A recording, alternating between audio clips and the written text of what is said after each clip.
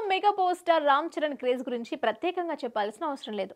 ఆర్ఆర్ఆర్తో global image సొంతం చేసుకున్న చరణ్తో నటించేందుకు star హీరోయిన్లంతా wait చేస్తున్నారు. అలాంటిది చరణ్ను ఓ స్టార్ బ్యూటీ రిజెక్ట్ చేయడం ఏంటి అనుకుంటున్నారా?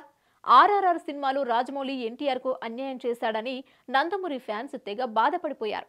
ఎందుకంటే క్లైమాక్స్ లో రామ్ చరణ్ ను అల్లూరి సీతారామరాజుగా చూపించడంతో థియేటర్ నుంచి బయటకు వచ్చేటప్పుడు రామ్ చరణ్ సినిమాలో హీరో అని అనిపిస్తోంది. అలాగే Charan intro fight goose bumps తెప్పిస్తుంది. మొత్తంగా ఆర్ఆర్ఆర్ సినిమాలో ఎన్టీఆర్ తో పాటు చరణ్ కూడా యాక్టింగ్ ఇరగతీశాడు.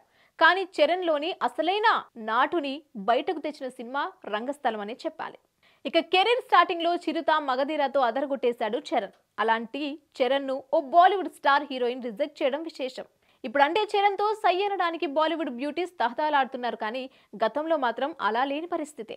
నాయక్ వంటి సినిమాతో తెలుగులో హిట్ జోష్ లో ఉన్న చరణ్ ఆ తర్వాత బాలీవుడ్ లో లక్ చెక్ చేసుకోవడానికి 2013లో అమితాబ్ బచ్చన్ నటించిన జంజీర్ సినిమాని హిందీలో రీమేక్ చేశాడు. ఆ సినిమాను తెలుగులో తుఫాన్ అనే పేరుతో రిలీజ్ చేశారు. కానీ ఈ సినిమా రామ్ చరణ్ కెరీర్ లోనే బిగ్గెస్ట్ డిజాస్టర్ గా నిలిచింది. ఈ సినిమాలో చరణ్ సరసన హీరోయిన్ గా ప్రియాంక చోప్రా నటించింది. కానీ అంతకంటే ముందు ఈ సినిమాలో హీరోయిన్ గా దీపికా పదుకొనేను అనుకున్నారట. ఆమెను సంప్రదించగా రామ్ చరణ్ తో నటించనని చెప్పేసిందట. దాంతో ప్రియాంక చోప్రాని హీరోయిన్ గా తీసుకున్నారట. ఏదేమైనా ఇప్పుడు దీపికకు చరణ్ తో నటించే ఛాన్స్ వస్తే మాత్రం వదులుకునే ఛాన్స్ లేదనే చెప్పాలి. Hit TV presents like, share, comment.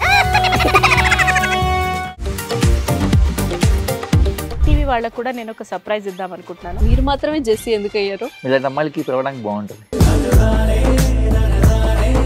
Chandu సాయికి like you and have a జనాలకి ఒక పేరు నచ్చిందంటే దీనికి ఒక ప్రాసెస్ ఉంటుంది.